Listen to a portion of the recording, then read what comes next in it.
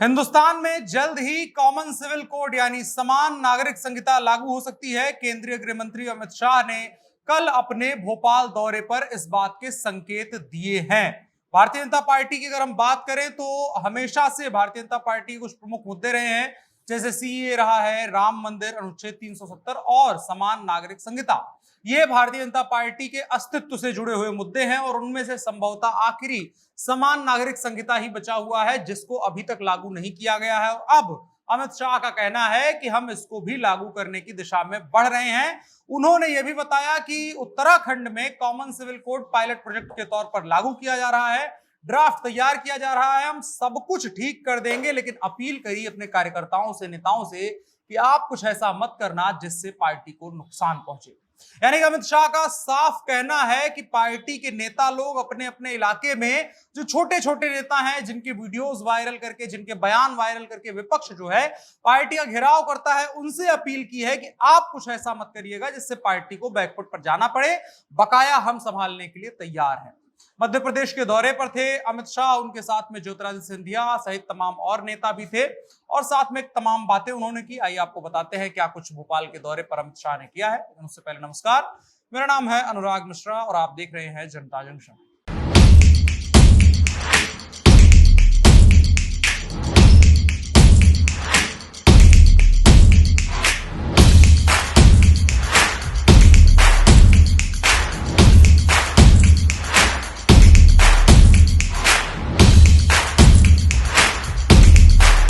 तो भारतीय जनता पार्टी के कार्यालय में कोर कमेटी के साथ मीटिंग हो रही थी। मीटिंग में अमित शाह ने कहा सीए, राम मंदिर, अनुच्छेद 370 और ट्रिपल तलाक जैसे मुद्दों के फैसले हो गए, अब बारी कॉमन सिविल कोड की है। अमित शाह इतने कॉन्फिडेंस के साथ इसको इसलिए बोल रहे हैं क्योंकि संसद के ही जरिए इस कानून को पास करवाया जा सकता है। इसके लिए राज्यसभा वगैरह में जाने की जरूरत नहीं है, केवल लोकसभा के जरिए इस कानून को पारित करवाया जा सकता है, जहां पर भारतीय जनता पार्टी के पास अकूत बहुमत वर्तमान में मौजूद है।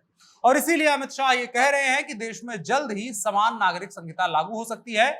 उत्तराखंड में आपको बताएं, भाजपा की सरकार बनी है और मुख्यमंत्री ने जो पहली घोषणा की थी वहां के, उन्होंने यही करी थी कि कॉमन सिविल कोड को उत्तराखंड में पायलट प्रोजेक्ट के तौर पर देखा जाएगा, ड्राफ्ट तैयार होगा और उसके बाद हम जांचेंगे किस तरीके से ये लोगों को प्रभावित करता है और उसके आधार पर पूरे देश में लागू किया जाएगा। अमित शाह साथ में बार बार ये अपील करते रहे कि जो भी बचा है हम सब ठीक कर दे, बस आप लोग ऐसा कोई काम मत करिएगा जिससे पार्टी को नुकसान पहुंचे।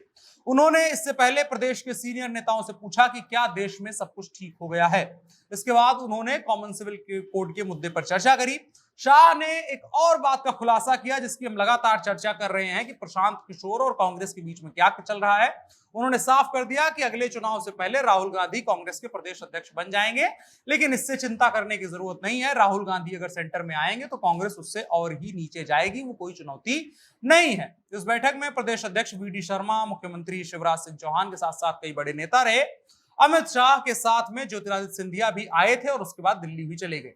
अब बात करें अगर फायदे की कि कॉमन सिविल कोड के फायदे क्या हैं, तो इससे लागू होने के बाद देश में शादी, तलाक, उत्तराधिकार, गोद लेने जैसे सामाजिक मुद्दों के लिए एक समान कानून हो जाएगा, ना कि धर्म के आधार पर अलग अलग तरीके के कानून रह जाएंगे जो अक्सर विवाद का विषय बनते हैं और एक तरीके से उसमें बायस नजर आता है। एक किसी को ज्यादा फायदा मिल रहा होता है, किसी को अलग तरीके के नुकसान झेलने पड़ रहे होते हैं, लेकिन ऐसा फिर इसके बाद नहीं होगा।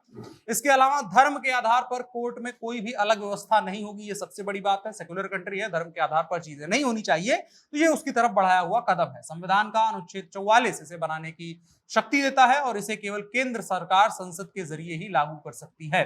आपको बताएं, आजादी के पहले हिंदुओं और मुस्लिमों के लिए अलग अलग कानून लागू किए गए थे और उसी को कैरी फॉरवर्ड आजादी के बाद भी किया गया। इसके खिलाफ अगर बात करें सबसे पहले कौन आया, तो मुसलमान महिलाएं काफी ज्यादा इसके पीछे आई और महिलाएं अन्य धर्मों की महिलाएं इसके खिलाफ खड़ी हुई, जिन्होंने कहा कि कॉमन सिविल कोड होना चाहिए, धर्म के आधार पर फैसले नहीं होना चाहिए।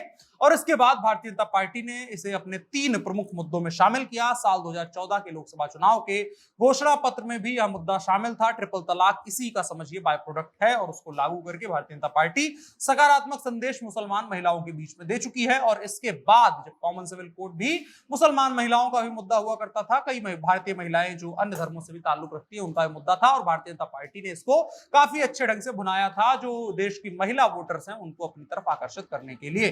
और अब अमित शाह इशारा दे रहे हैं कि जल्द ही कॉमन सिविल कोड पर बातचीत होगी और देश में लागू किया जाएगा, यानी 2024 के लिए जो बताया जाएगा कि भारतीय जनता पार्टी ने काम किया है, तो सबसे बड़ा जो काम लेकर के जनता के सामने जाएगी वो कॉमन सिविल कोड ही होगा। अब देखने वाली बात होगी इसको लेकर के आगे क्या बातचीत होती है और विपक्ष किस तरीके से इस पर रिएक्ट करता है, या फिर विपक्ष सुसुप्ता अवस्था में ही रहता है और अन्य मुद्दों पर घूमता रह जाता है और भारतीय जनता पार्टी अपने घोषणा पत्र के एक एक मुद्दों को ऐसे ऐसे ही निपटाते चली जाएगी। आपकी राय क्या है इसको लेकर के? अमित शाह लागू करेंगे, इसके बाद क्या असर पड़ेगा? आप क्या मानते सोचते हैं वो कमेंट बॉक्स में बता सकते हैं। साथ ही साथ वीडियो को साझा भी करिएगा। फिलहाल के लिए इतना ही। मेरा नाम अनुराग मिश्रा है, आप जनता जंक्शन देख रहे थे। कैमरे पर मेरे साथ ओम प्रकाश थे। शुक्रिया।